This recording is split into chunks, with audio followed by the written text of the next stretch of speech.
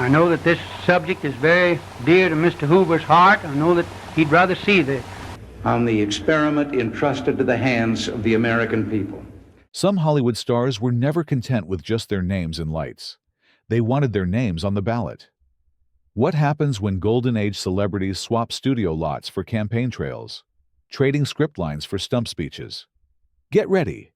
We're tearing back the curtain on a bizarre, rarely told Hollywood tradition. The screen legends who tried to muscle their way into American politics. Which faded idol tried to outshine the political pros? And what happened when the spotlight hit the voting booth? Stick around. This is a story Hollywood would never dare greenlight. George Murphy. Here's a twist worthy of a Hollywood musical.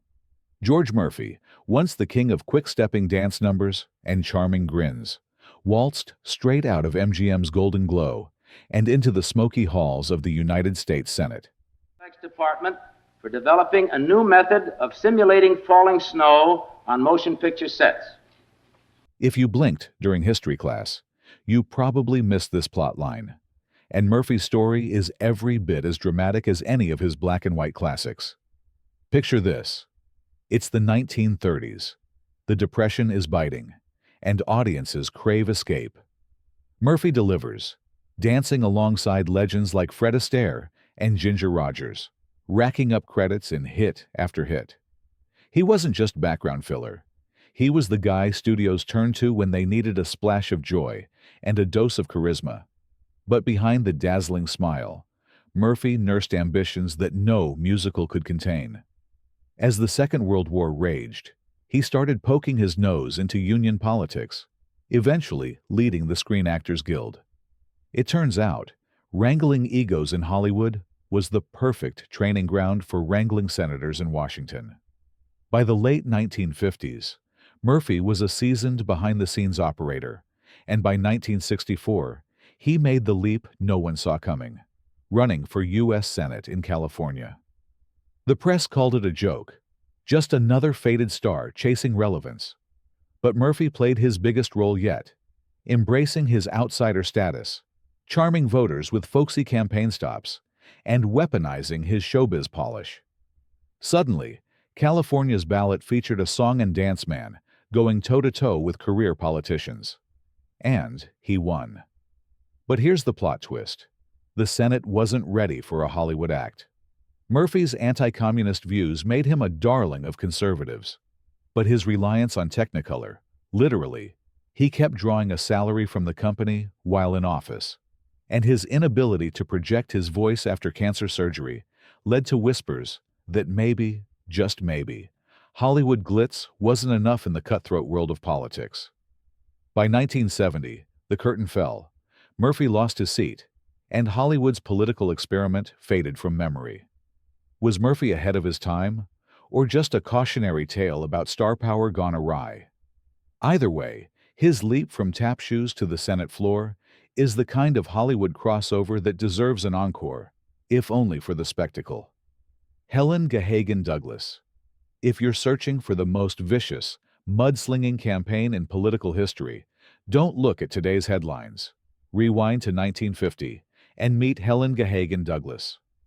Broadway royalty turned politician, Douglas carved out her own niche in a world that hated women who refused to know their place. Her legacy? A brutal Senate race that set the template for dirty politics, forever linking her name to one Richard Nixon, and a smear campaign so nasty, it practically invented the modern attack ad. Douglas wasn't your average Hollywood hopeful. Before she ever set foot on Capitol Hill, she was dazzling audiences on Broadway, sharing top billing with stars like Melvyn Douglas, her real-life husband. Her voice filled opera houses. Her performances lit up the silver screen. But the glitz of showbiz couldn't satisfy her restless spirit. By the late 1930s, Douglas had shifted gears, focusing on progressive activism, standing up for civil rights, and refusing to play the damsel, on stage or off. Elected to Congress in 1944, she quickly became known as the conscience of the House, an unapologetic liberal voice pushing for labor rights, racial equality, and a post-war world where America lived up to its promises. The Washington establishment rolled its eyes, but Douglas refused to shrink, even as the anti-communist hysteria of the Cold War reached fever pitch. That's when Nixon pounced. Running against Douglas for the California Senate seat, Nixon's campaign painted her as pink right down to her underwear, a not-so-subtle jab linking her to communism and, by proxy, treason. Pamphlets, phone calls, and press leaks battered Douglas daily, all while Nixon, the future president, honed the political dark arts. Douglas fought back with intelligence and dignity, refusing to stoop to cheap shots or mudslinging. But the damage was done. Nixon won, launching his national career, while Douglas, branded the Pink Lady, was pushed off the political stage. Today, Helen Douglas is mostly a footnote, her Broadway glory and political courage overshadowed by one of the nastiest campaigns in U.S. history.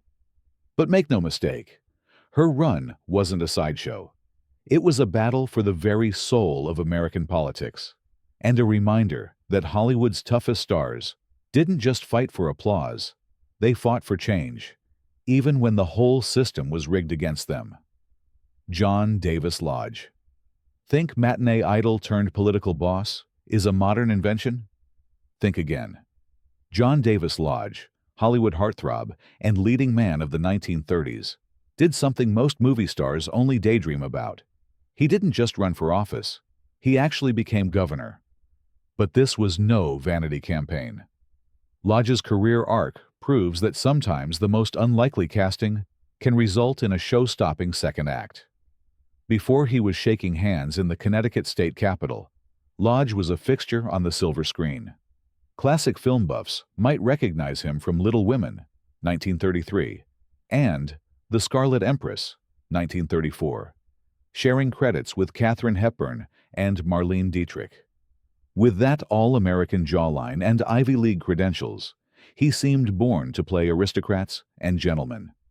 But Hollywood's golden glow never fully captivated Lodge. Politics was in his bloodline, literally. His grandfather had been a U.S. senator, and his brother would become a famous ambassador. World War II interrupted his acting career, sending Lodge to Europe as a naval officer and leaving him changed by the horrors and camaraderie of war. When he returned, he took stock. What had once been a promising movie career felt trivial.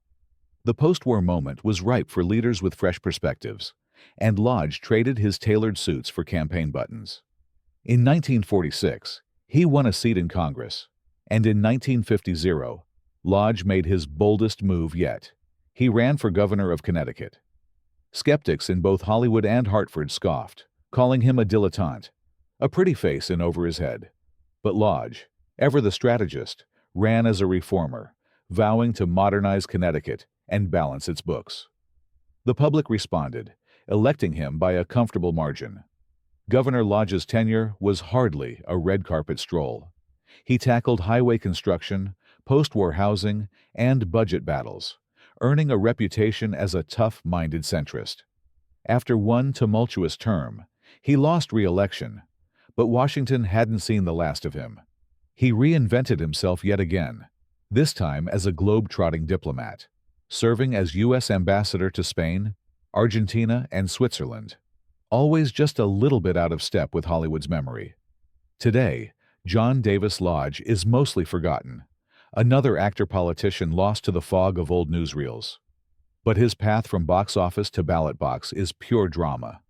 Part American experiment, part family legacy, all wrapped up in a script no screenwriter could resist.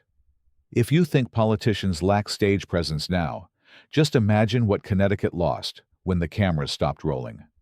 Sheila Quail. Long before she was blazing political trails, Sheila Quail was one of TV's brightest young stars, charming 1950s America as Zelda Gilroy on The Many Loves of Dobie Gillis. But Hollywood's golden era didn't exactly reward women who played by their own rules, and it definitely didn't have room for an outspoken, openly gay actress. What did Quail do when Tinseltown slammed its doors? She made history somewhere much tougher, the California legislature.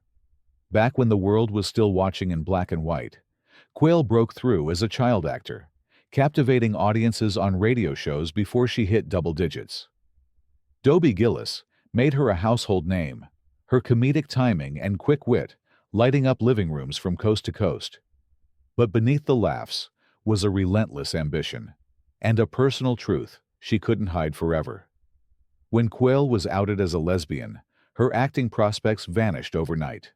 Hollywood's loss became Harvard Law's gain. Quail ditched scripts for textbooks and graduated ready to fight a whole new kind of battle. The entertainment industry's rejection only made her sharper. After establishing herself as a lawyer and advocate, Quail set her sights on politics at a time when few women, let alone openly gay women, dared to run. In 1994, she broke barriers by becoming the first openly gay person elected to the California State Assembly. Her victory was more than a win for LGBTQ+ rights.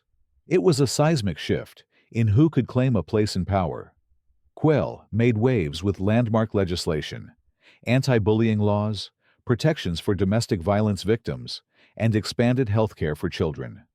She bulldozed through prejudice, often finding herself the lone progressive voice in a sea of cautious insiders. The press dubbed her a firebrand. Her opponents called her a radical. Quail never blinked. She moved on to the state Senate, then joined the Los Angeles County Board of Supervisors, where her fingerprints are all over decades of progressive reforms. For Quail, politics was never just a second act. It was a full-blown reinvention. She traded the applause of live studio audiences for the jeers and cheers of public debate, changing California in ways most actors only dream of influencing the world.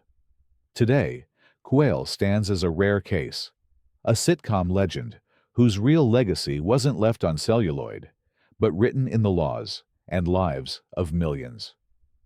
When Hollywood turned its back, she rewrote the ending. Albert Dekker. Hollywood has always had a taste for the eccentric, and few actors embrace the bizarre quite like Albert Dekker.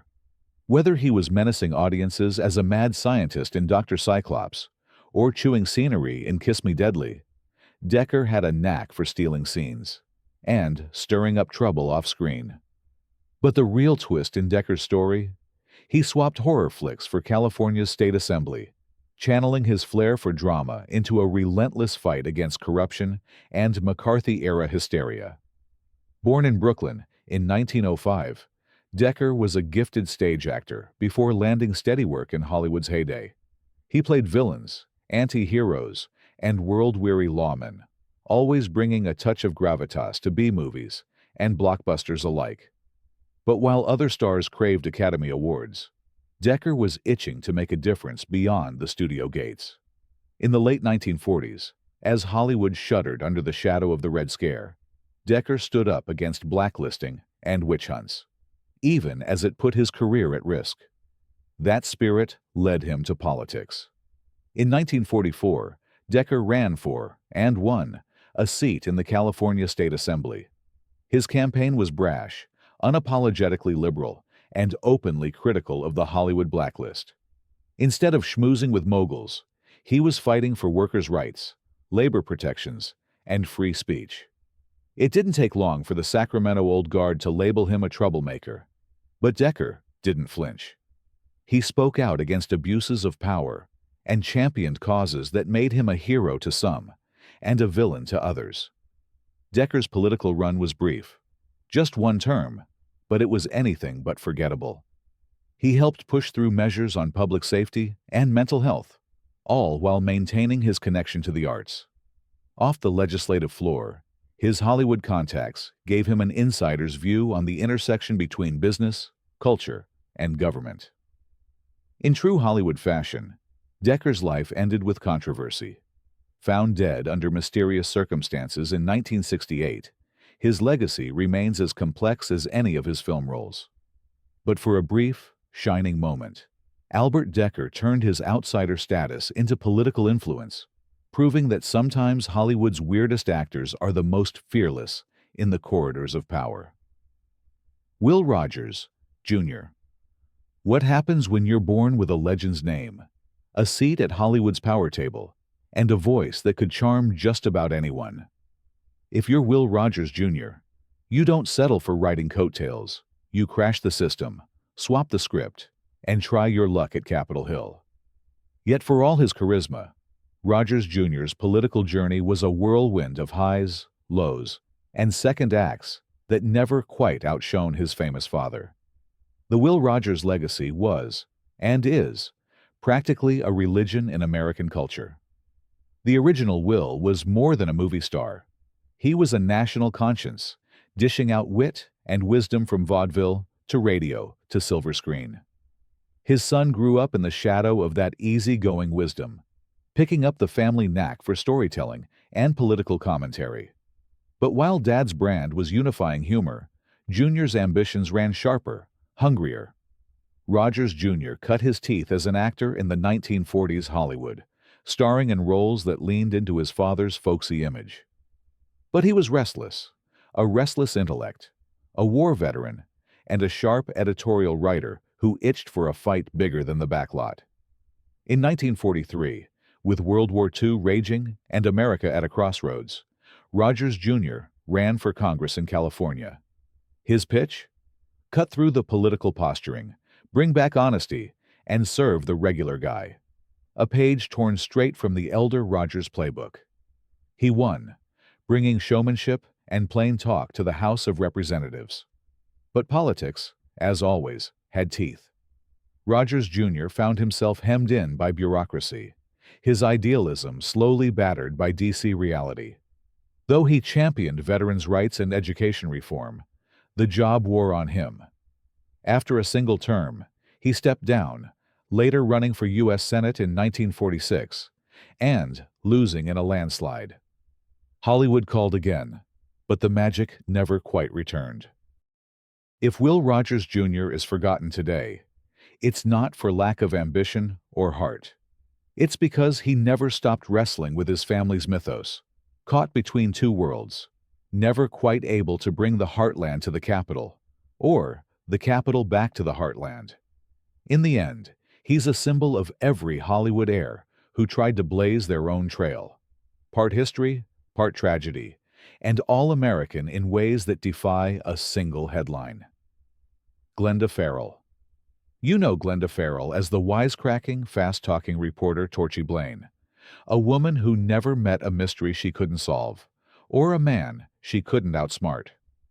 But in the 1940s, Frell traded film noir for the real-life drama of Los Angeles politics, running for city council at a time when most actresses were expected to smile, pose, and stay out of city business.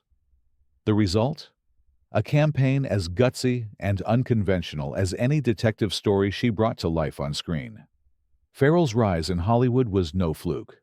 By the mid-1930s, she was one of Warner Brothers' most reliable stars, turning heads in pre-code dramas and carving out a niche as cinema's go-to tough gal. Off-screen, she was just as direct, outspoken about women's rights, labor issues, and the gritty realities faced by Angelenos during the Second World War. When housing shortages, rationing, and corruption began hitting Hollywood's working class, Frell decided to ditch the backlot and take a stand where it counted: local government. Her campaign for Los Angeles City Council was anything but glamorous. Frell pounded the pavement, meeting ordinary voters in working-class neighborhoods, vowing to fight for fair housing, honest policing, and better conditions for entertainers and film workers who were often left behind. She didn't care about party machines or Hollywood's political gatekeepers.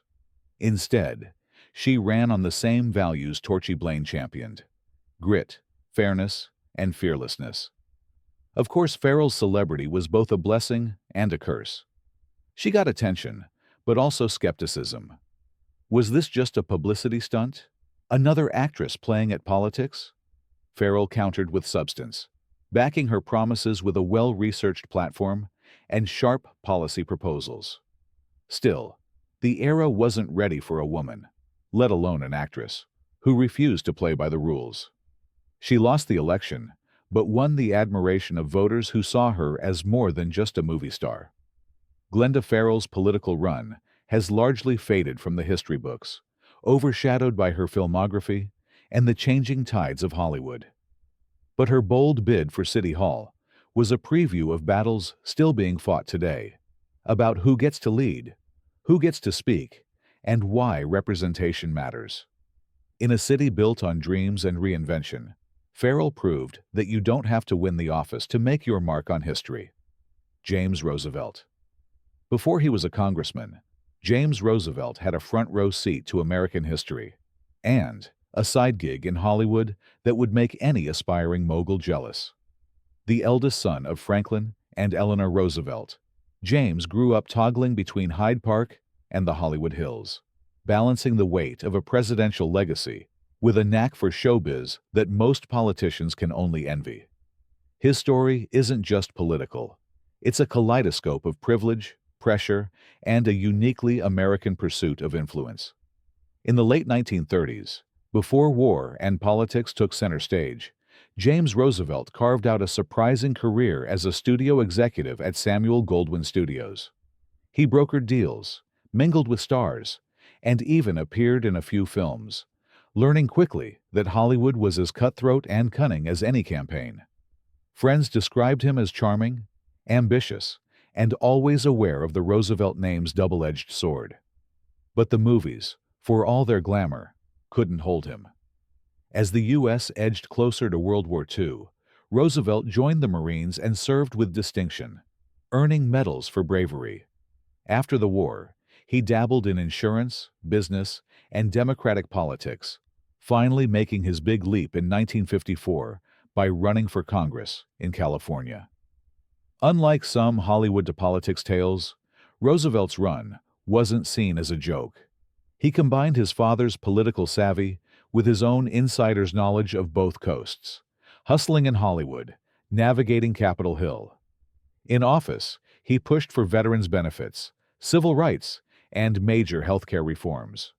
But the Roosevelt shadow was never far away. Critics accused him of riding family coattails, while allies praised his independent streak. Scandal would eventually catch up, and Roosevelt faced ethics investigations in the 1960s over business dealings. But his impact was real. He served for more than a decade, leaving behind a legacy shaped as much by movies and myth as by the halls of Congress. Today, James Roosevelt is a footnote in both Hollywood and Washington, a man who tried to bridge two worlds and found himself forever juggling the spotlights of both. Ben Jones. Ben Jones might be best known to most audiences as Cooter from TV's The Dukes of Hazzard. But before his Southern charm made him a pop culture icon in the 1970s, Jones was a struggling actor and musician, hustling for any bit part Hollywood would throw his way during its fading golden age. His story is one of pure tenacity, rising from obscure, uncredited roles and the rough-and-tumble theater circuit to a seat in Congress, where he brought showmanship and a rebel's heart to American politics. Jones's early career is an ode to every Hollywood underdog. In the 1960s, he scrounged for stage work, landing minor TV appearances and theater gigs, while moonlighting as a folk singer in smoky bars. He never made leading man status, at least not on the screen.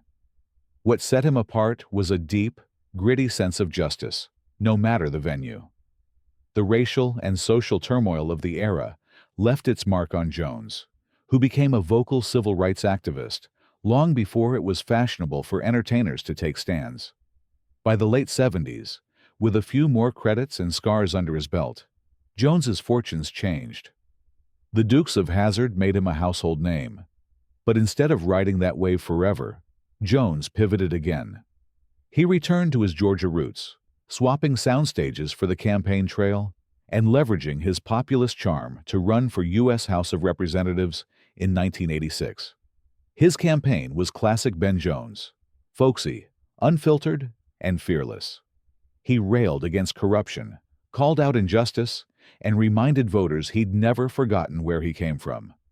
Jones won, serving 2 terms in Congress, where he championed workers' rights, environmental causes, and fought hard for rural America.